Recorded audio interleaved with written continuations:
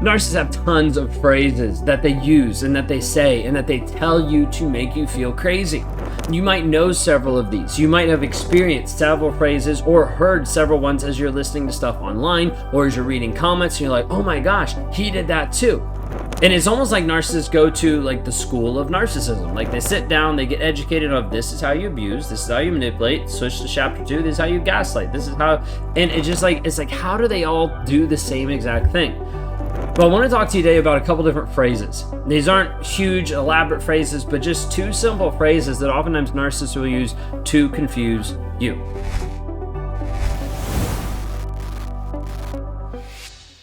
If you guys are new here, my name is Ben Taylor. I'm a self-aware narcissist on this channel to help people understand narcissistic abuse, to help provide people with closure, clarity, and build their confidence in who they're actually growing to become, how they're actually getting free mentally and emotionally. If I can help you today, go to rawmotivations.com/breakthrough. If you haven't already, hit subscribe, rate a review if you're listening on the podcast, and share this with someone who might need this today. Well, what are these two phrases that I'm talking about? The first phrase that I'm talking about is you did this. Have you ever heard this? Okay, if you've heard this, drop a comment down below. Just say, hey, I've heard it. You did this. You see, narcissists are great at trying to flip the story about what's actually happening and put it back on you. And so you just found out that he was cheating on you. You just discovered on his phone, like the text messages from the other woman, and it's pissing you off, right? Like it's and rightfully so, because he's been lying to you for years about this. And so you bring it up to him, and first off, he gets really mad, and he gets really upset at you because you looked at his phone. Like, I can't believe you did this. You broke in, you went against my privacy. Like, that's a private matter. Like, no, you're just a liar and a cheater. But he's going to try to do this and try to manipulate back on you. And then as he continues to move forward with his story and fabricate and try to figure out what all you know, what all you don't know, then he's going to get to the place of saying these simple words. You did this. Now, you're like, how does this even make sense? Like, I didn't tell him to go cheat. Like, this isn't something that I did. But for a brief second, you're going to question it. For a brief second, you're going to wonder, how did I cause this? Did I cause this? Did I say something? Did I do something? Because he told me that wasn't good enough by how he showed up. And it's going to slowly eat away at you and make you think, maybe I did. Maybe there was something that I did that made him go cheat. When we first went to counseling after their first affair, the counselor that we went to was a Christian counselor. Would never recommend him to anyone again. Because part of the problem was not knowing anything about narcissism and not knowing my manipulation and my habits and my tactics and all these different things. He ended up giving counsel and he ended up talking to us in a way that made my wife understand that it was her fault. Like her fault that I cheated. And so it only further validated like me saying, you did this, you caused this. Is because you didn't care about me enough. You didn't love me enough. You didn't give me enough sex. You didn't, whatever it might be. Narcissists will use this phrase so many times to try to blame you, try to put you down, to try to make you think that it was your fault that he cheated on you. Can I tell you right now that it's not? It's not. Like, no matter what my wife felt from that first counselor, like it caused a lot of damage that we had to work through. Besides all the damage that I caused. And part of it had to be her actually growing and understanding that it wasn't her fault. She did not cause me to cheat. She had to have another counselor, her individual counselor, be like, hey, you didn't hold a gun to Ben's head and tell him to go cheat. He did that on his own choice. But it took her a long time to be able to work through that because of how many times I had portrayed back to her or communicated or said back to her that same essence or phrase, you did this, because I didn't want to take accountability that it was my fault. I didn't want to take accountability that I was the one that chose it. Because if I took accountability, then I'd have to admit that I was wrong. Never want to do that in my marriage, never want to do that to anyone because I didn't want to be wrong. I didn't want to feel the guilt, didn't want to feel the shame, didn't want to feel bad about myself because I wanted to continue to view myself as being perfect and have this beautiful image and mask out there for other people to be seen. But reality, it's just a lie. But in order to maintain the lie, I have to tell the other person that it wasn't my fault. And simply to be able to say, you did this. Now, you might have had a different response when you checked his phone. You might have had a different response when you caught him cheating, when you caught him stepping out on you, when you caught him doing the stuff that you're like, hey, this does not make for a healthy, connected, loving relationship. What is going on? Now, typically in this scenario, you'll have the first instinct of a narcissist typically to be like, I didn't do it. This didn't happen. And so the second phrase that I want to bring up to you is that never happened. Have you heard that before? If you heard the second phrase, leave a comment below. Because oftentimes narcissists will try to immediately stop you in tracks and be like, whoa, that never happened. Whew, you're a little crazy there. You're a little oversensitive. You're overreacting. Slow down a little bit because you're trying to imply something that I did that just never happened. Now, you're going to see this a lot of times in the form of gaslighting, where you catch him on his phone talking to another woman, and he's like, that never happened. That was a coworker. That never happened. That was my cousin. That never happened. That was my mom. Like, you will find so many excuses. It's ridiculous. Oftentimes, you'll find different ways where even in the narcissist's phone, he will change and hide stuff. No number, blocked number, hidden number of his, like, name of his buddy, but it's actually this other girl that he's texting. Like, so many different reasons and ways that he'll try to hide it. And then when you catch it, when you see something, when you like, wait a second, gut, something's going on. He just simply says that never happened.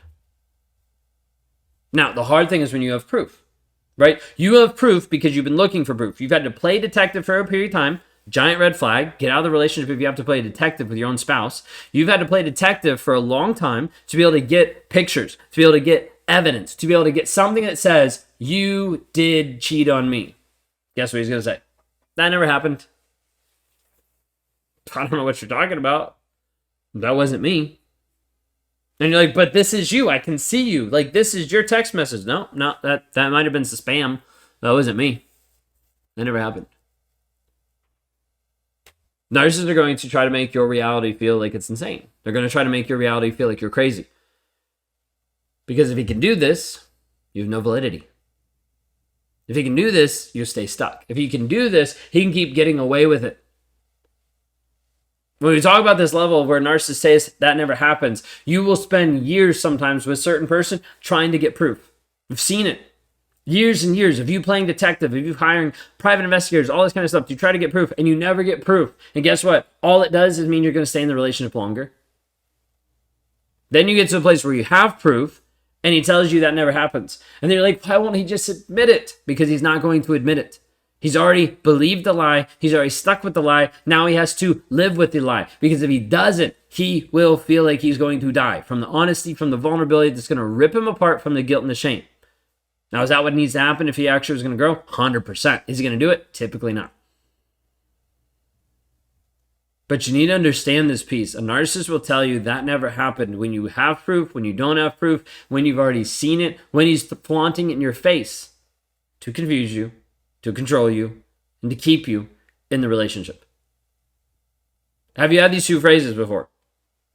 You did this, and that never happened. Is that something you actually see and hear and experience in your relationship? If you are, you probably need to see about these giant red flags that are flying in front of your face and say, I need to actually make a difference and a change in my life. If you don't, where are you going to be? Like, you've already been in this relationship for a couple of years. Where are you going to be in a couple more years if all this continues? There's one question that I ask clients whenever I first initially talk to them because I need them to understand. And half the time people avoid it. Well, I'm not going to be here. I'm like, well, you've been here the past 11 years. So we need to talk about where you're going to be. Well, this isn't what I want. I get it. That's not what you want. That's why you're here. But until you actually count the cost of where you're going to be, you won't actually make a move. You won't actually make a choice. Like, you will run when I actually ask for your commitment. You will actually say, oh, I can't do this now. Really? You just told me that you're 100% committed to getting free. And then when I say, hey, I need to actually talk to you about you committing to you, you're like, yeah, maybe not. How many of these phrases have you heard? How many of these phrases are messing with your mind, leaving you stuck in a toxic relationship? If you're ready to actually step forward and be free, once you go to rawmotivations.com/breakthrough to hear how I help liberate people on a day-to-day basis. The tools, the resources, the things that we actually walk you through Click on that link and go to rawmotivations.com/breakthrough to hear a short presentation and fill out a form if you are interested in working together or being a part of some of the communities that we run and helping liberate you from toxicity. You have a blessed, wonderful day, and take care. Hey, just want to jump in here really quick and say you might have been watching my content for a period of time, but you haven't taken the next step. You haven't taken the next moment, the next idea, the next thought to actually change your life. And I want to provide you with a couple different options. One of the ways is to be able to work with me personally inside of the Thriver Intensive. What I do inside of there is help you break the trauma bond, eradicate the triggers, and move forward in the healing process. You got 24/7 access to me. You've got access to other women who are going through it, access to other coaches, but a support system that you need to finally break free once and for all, and to make sure that you don't go back, that you don't interact with them again, and that you finally find peace. If you're interested in knowing a little bit more about this, then click on the link down below, but it'll be rawmotivations.com/breakthrough. You'll be able to hear a little bit from me. You'll be able to hear a little bit from my wife and be able to hear a little bit more about what I do to help you move forward. If that resonates with you, click on the link below, rawmotivations.com/breakthrough. Have you ever felt like something was off, but you just couldn't quite put your finger on it? Like every time you asked him a direct question, he just danced around the answer. Maybe you're running a business, maybe you're making big decisions, maybe you're balancing a team, and all at the same time, the one place where you should feel safe, at home, in your marriage, you feel like a fool. You sense something is happening behind your back, but every time you bring it up, he flips it on you. He makes you feel like you're the crazy one. And so you go back to pouring everything into your business or into others because at least there you feel like there's some sense of control. But in all reality, he's been playing you all along. And that's the reason why you're confused. And what you don't realize is that it's all the same. It's the manipulation that keeps you stuck in the relationship and that keeps you bleeding every single where in all of your lives. It keeps bleeding into your leadership, keeps bleeding into your parenting, keeps bleeding into how you show up to every single person. Today I'm going to break down exactly how narcissists hide their affairs, manipulate your reality, and keep you trapped in the relationship. But not just in your relationship, in your entire life.